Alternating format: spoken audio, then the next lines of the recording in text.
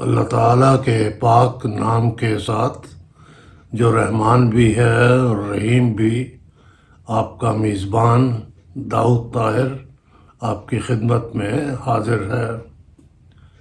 Viewers, آپ کو یقیناً یاد ہوگا کہ 14 اگست 1947 کو جب بر صغیر پاک و ہند کی تقسیم کے نتیجہ میں پاکستان کی آزاد مملکت معرض وجود میں آئی تو اس وقت اس کے 2 حصے تھے۔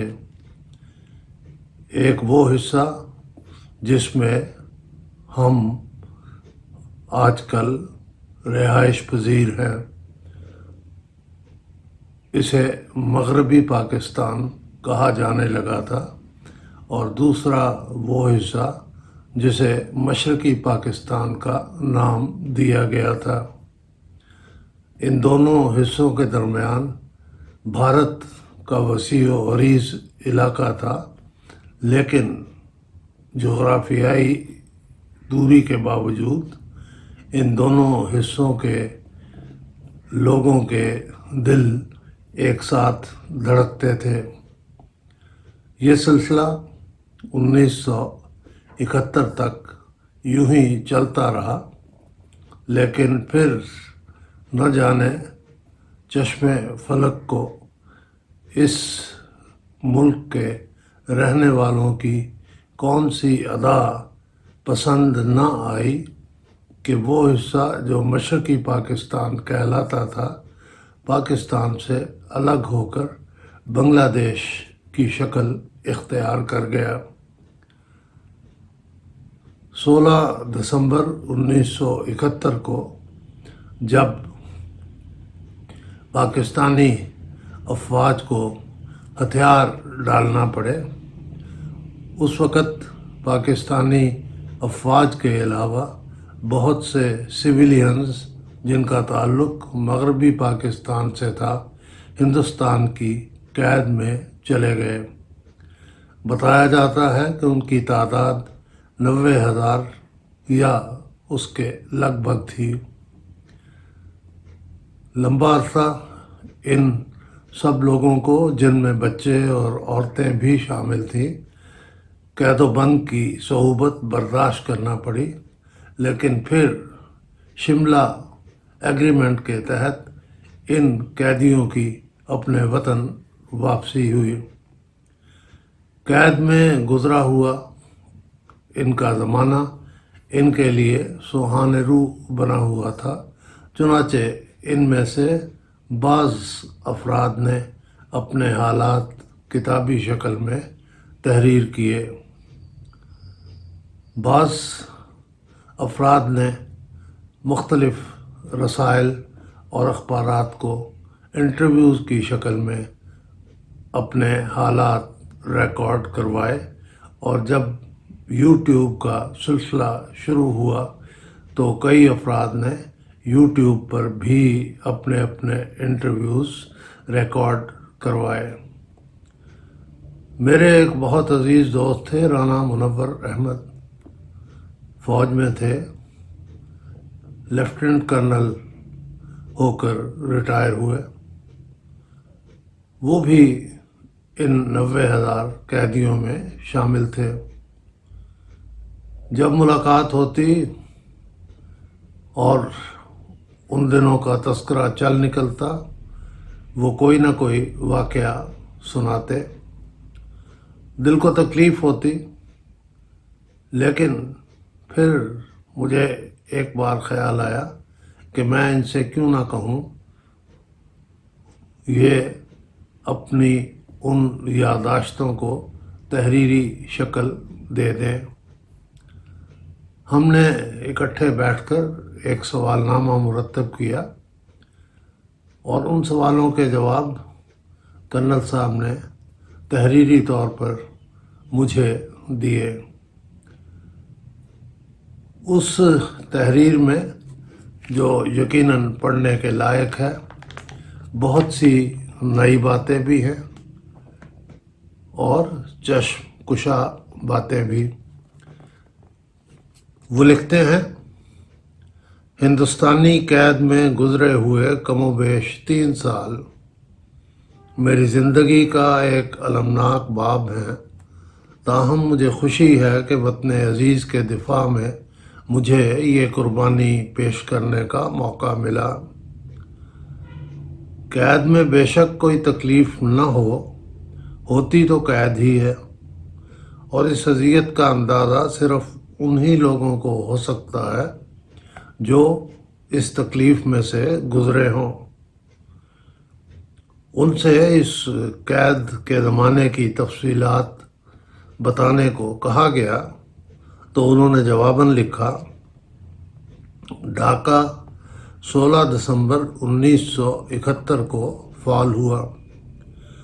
پہلے 2 دن تو وہیں گزرے، لیکن 18 دسمبر کو ہمیں ڈھاکہ سے پانا گڑھ منتقل کر دیا گیا، جو کلکتہ سے زیادہ دور نہیں اور جہاں انگریز کے زمانے کا اسلحے کا ایک ڈپو تھا۔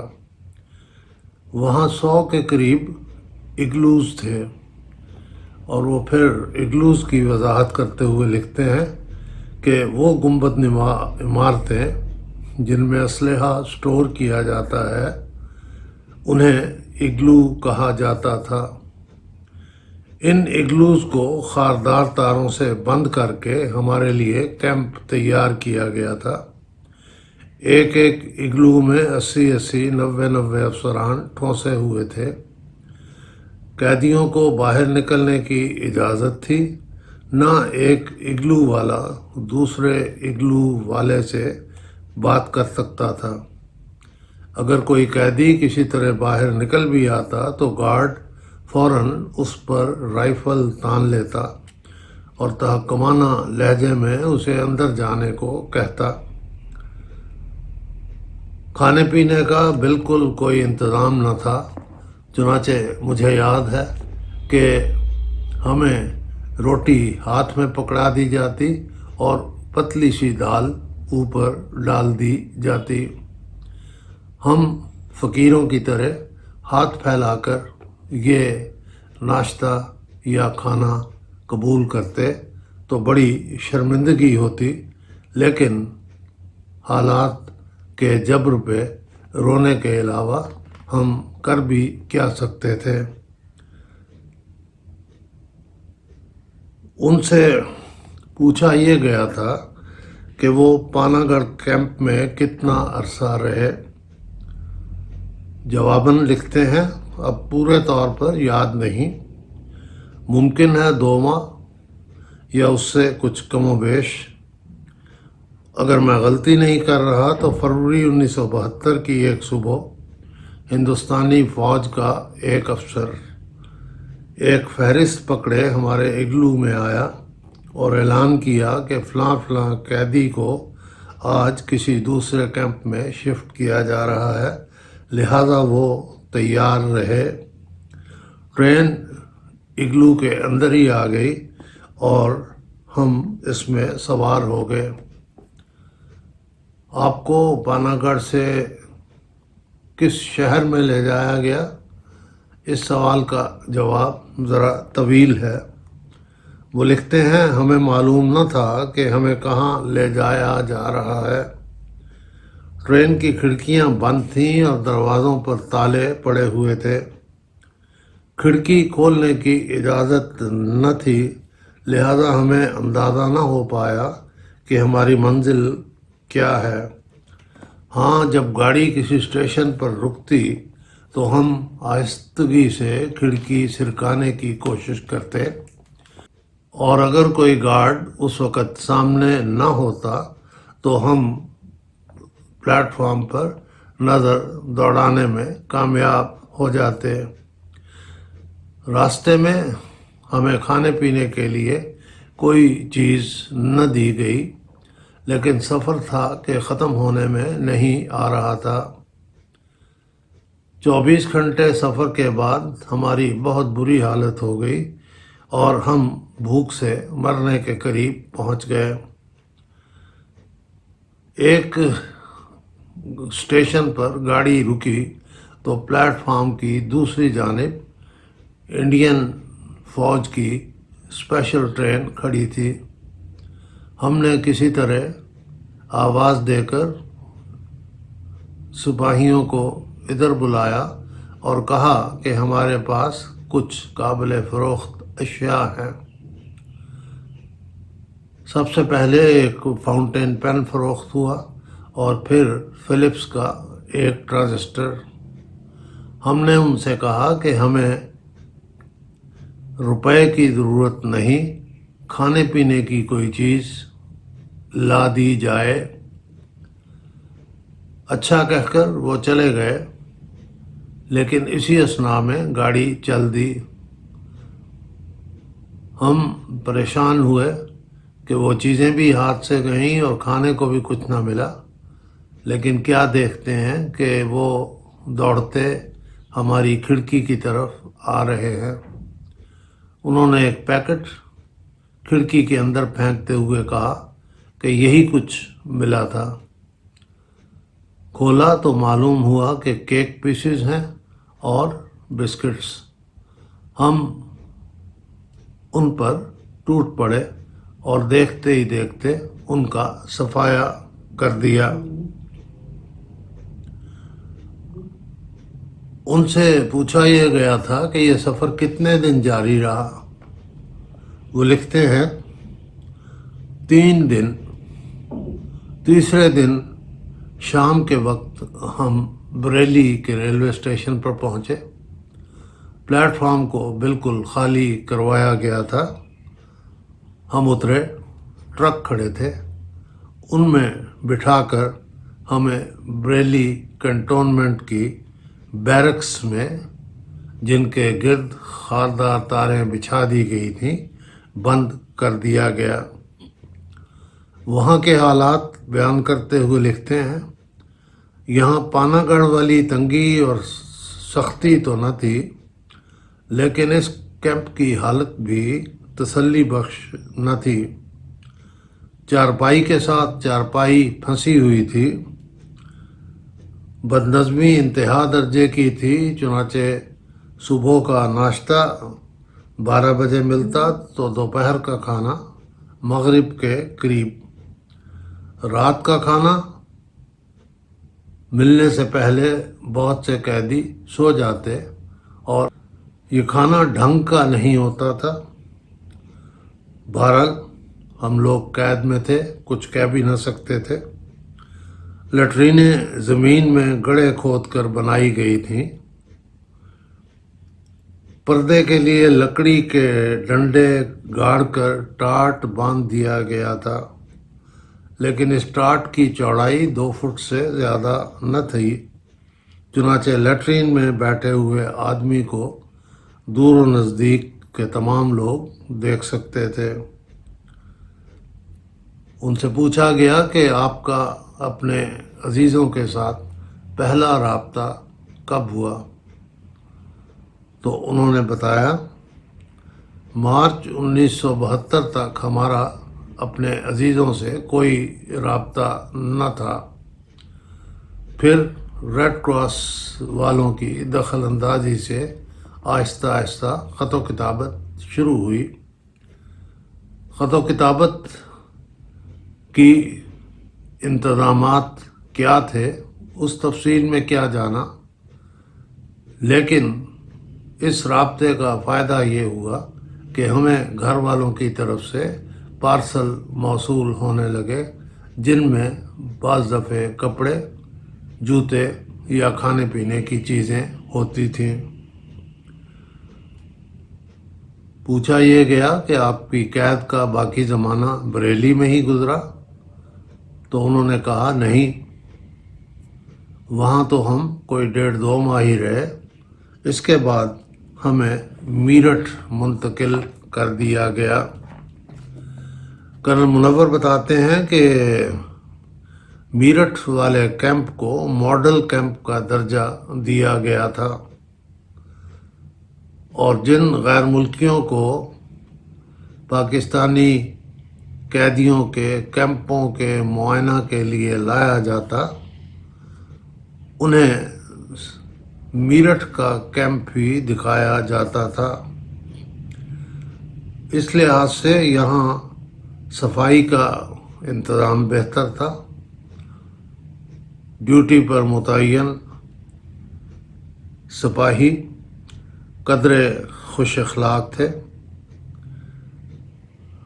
اس کیمپ میں ہم صرف 60 افسر تھے، 30 ایک بیرک میں اور 30 دوسرے بیرک میں۔ ان سے سوال کیا گیا تھا کہ کیا انہیں کبھی کسی ضابطے کی خلاف ورزی پر سزا کا مستحق بھی سمجھا گیا؟ تو انہوں نے جواباً لکھا، جیل سے فرار ہونے کی کوشش کسی قیدی کا سب سے بڑا جرم سمجھا جاتا ہے۔ میں یا میرا کوئی ساتھی اس جرم میں تو ملوث نہیں رہا، لیکن یہ بات نہیں بھولنی چاہیے کہ ہم قیدی تھے اور ہماری کوئی بھی حرکت ہندوستانی فاتحین کو ناگوار گزر سکتی تھی۔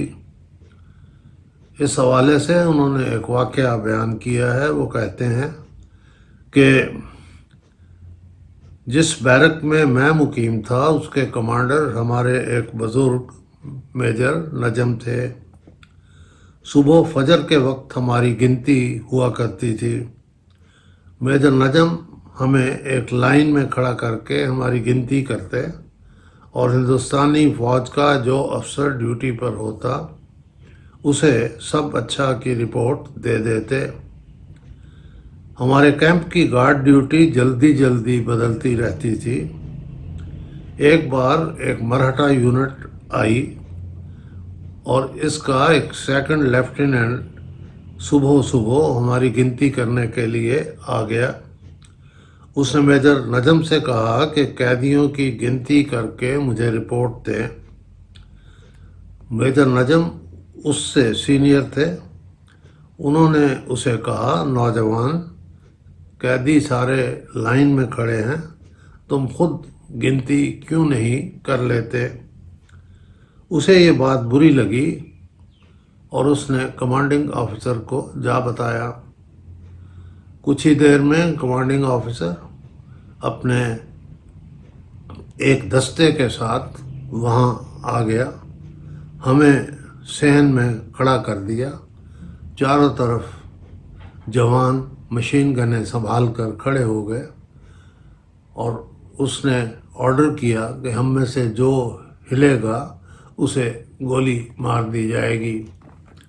یہ آرڈر دے کر وہ خود تو چلا گیا اور ہم وہاں کھڑے رہے۔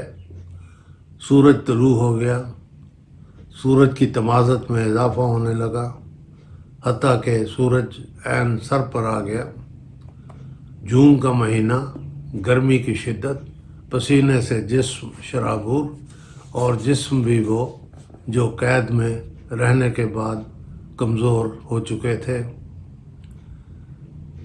12 بجے کے بعد انہیں ہم پر رحم آیا اور ہماری سزا ختم ہوئی۔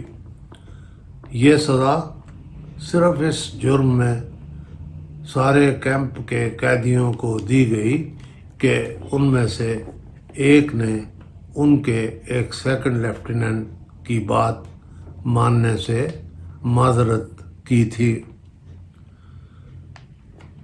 وہ کہتے ہیں، اس وقت تو ہمارا کسی دوسرے کیمپ سے کوئی رابطہ نہ تھا، لہذا ہمیں پتہ نہ چل سکا کہ باقی قیدیوں پر کیا بیت رہی ہے، لیکن بعد میں پتہ چلا کہ مختلف جرائم کی سزا میں ان کی مار پیٹ ایک معمول تھا۔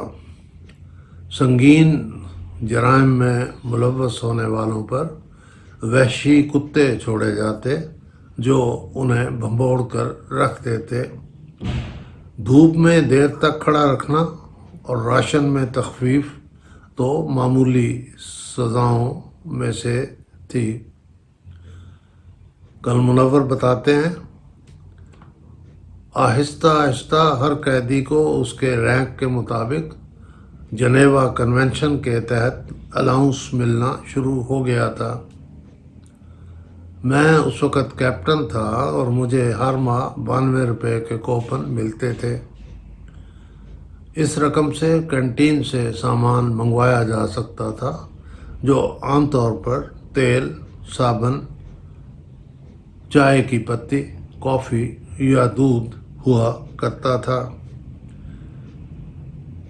کل منور سے پوچھا گیا کہ قید کی عمومی زندگی کیسی تھی۔ انہوں نے جواباً لکھا، بے حد بے رونق، کرنے کو کچھ نہ تھا، چنانچہ دن گزارنا مشکل ہو جاتا۔ شروع میں قیدیوں نے وقت گزارنے کے لیے تاش پر زور دیا۔ وہ ناشتے کے بعد بیٹھ جاتے اور مغرب تک تاش کھیلتے رہتے، لیکن جلد ہی اس کام سے اکتا گئے۔ ان دنوں شطرنج کے عالمی مقابلے ہو رہے تھے اور انگریزی اخبار میں ہر روز شطرنج کے بارے میں نوٹس شائع ہوتے تھے۔ ہم وہ اخبار لے کر بیٹھ جاتے اور شطرنج کھیلنا شروع کر دیتے۔ قید کے اثرات قیدیوں پر، اس موضوع پر اپنے خیالات کا اظہار کرتے ہوئے کرم منور لکھتے ہیں کہ قید قیدیوں پر کئی طرح کے نفسیاتی اثرات مرتب کرتی ہے۔ کئی لوگ ڈپریشن میں چلے جاتے ہیں، بعض کو خود کلامی کی عادت ہو جاتی ہے اور بعض مائل بخودکشی ہو جاتے ہیں۔ وہ لکھتے ہیں، ہمارے کیمپ میں قیدیوں کے موڈ جلد بدلتے رہتے تھے۔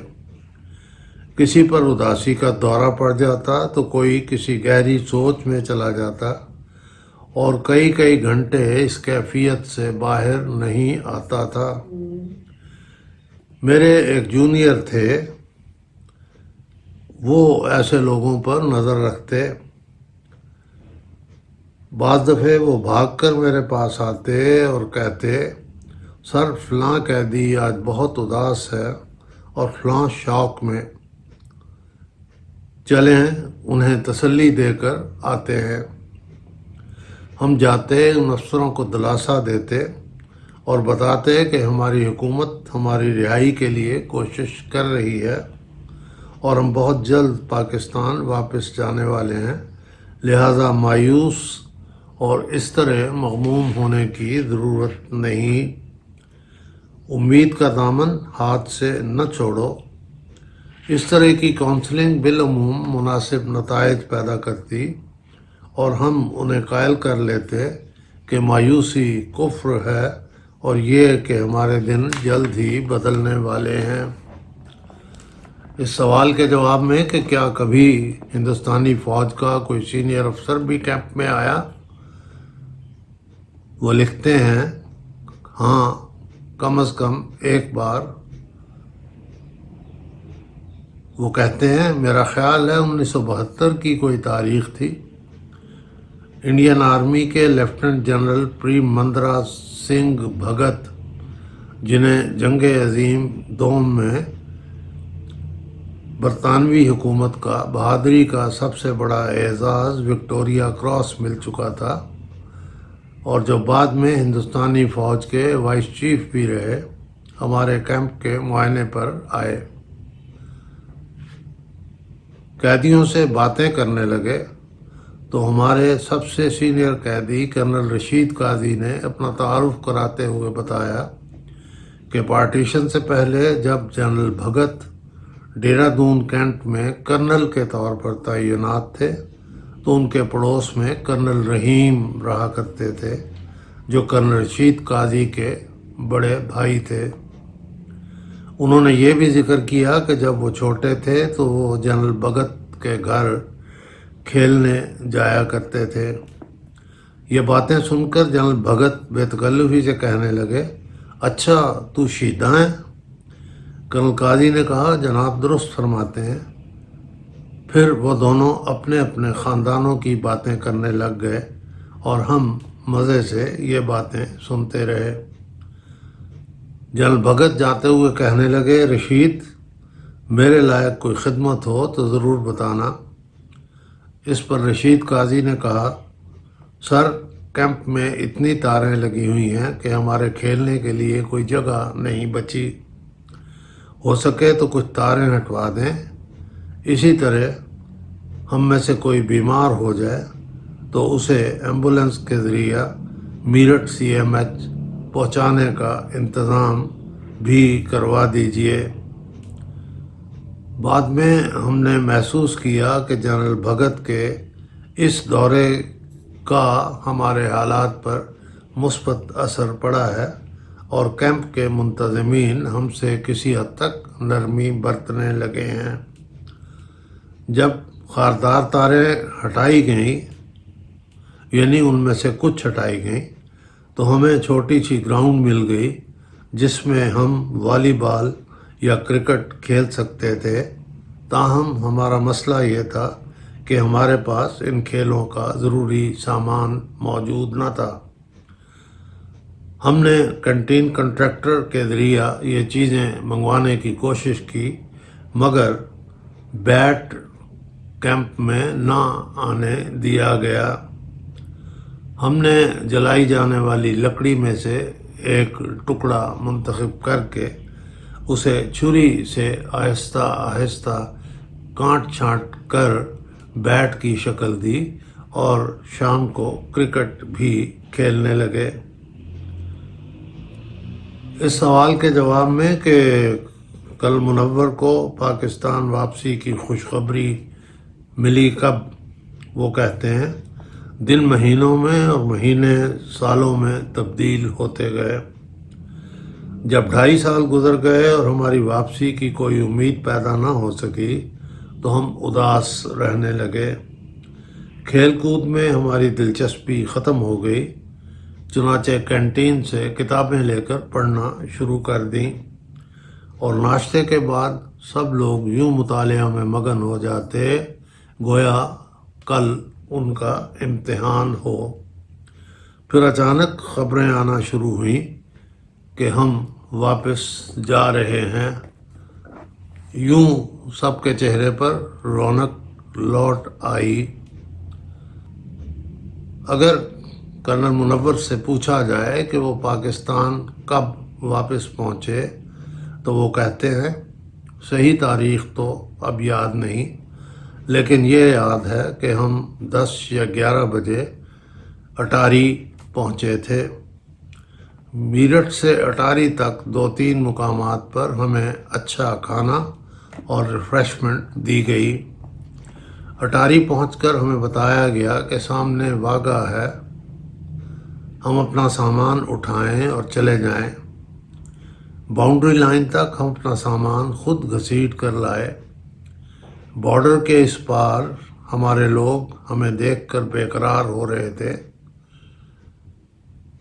पाकिस्तान आर्मी के अफसरान भी हमारे इंतज़ार में बैठे थे, जिन्होंने डबडबाई हुई आंखों के साथ हमें खुश आमदीद कहा। एक बड़े इस्तकबालिये का इंतज़ाम था और लाहौर के कोर कमांडर हमें खुश आमदीद कहने के लिए ख़ुद मौजूद थे।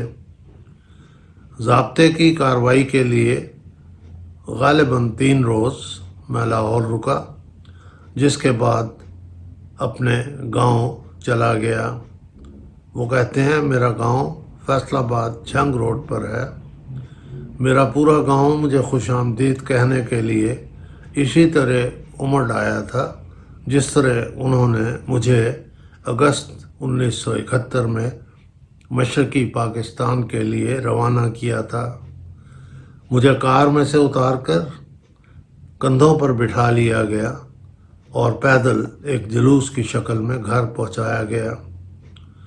उस दिन मुझे महसूस हुआ कि पाकिस्तान की आज़ाद मुमलिकत हमारे लिए कितनी बड़ी नेमत है और ये कि कायद आज़म ने ये मुल्क हासिल करके हम पे और हमारी नस्लों पे कितना बड़ा एहसान किया था। व्यूअर्स, ये थे कर्नल मुनव्वर अहमद जो रज़ाए इलाही से आज हम में मौजूद नहीं हैं। चंद साल पहले उनका इंतकाल हो गया था اور وہ فیصل آباد میں دفن ہیں، لیکن ان کے یہ بیان کردہ واقعات جو ابھی میں نے آپ کی خدمت میں پیش کیے ہمیں ان کی یاد دلانے کے لیے کافی ہیں۔ ویورس، اگر آپ کو کرنل منور کی بیان کردہ یہ باتیں معلومات افزا لگی ہوں، اچھی لگی ہوں، تو اس ویڈیو کو لائک ضرور کیجیے گا، اور جہاں تک میرے چینل کا تعلق ہے اسے سبسکرائب ضرور کیجیے تاکہ میری آئندہ آنے والی ویڈیوز سب سے پہلے آپ کو ملیں۔ بہت شکریہ ویورس۔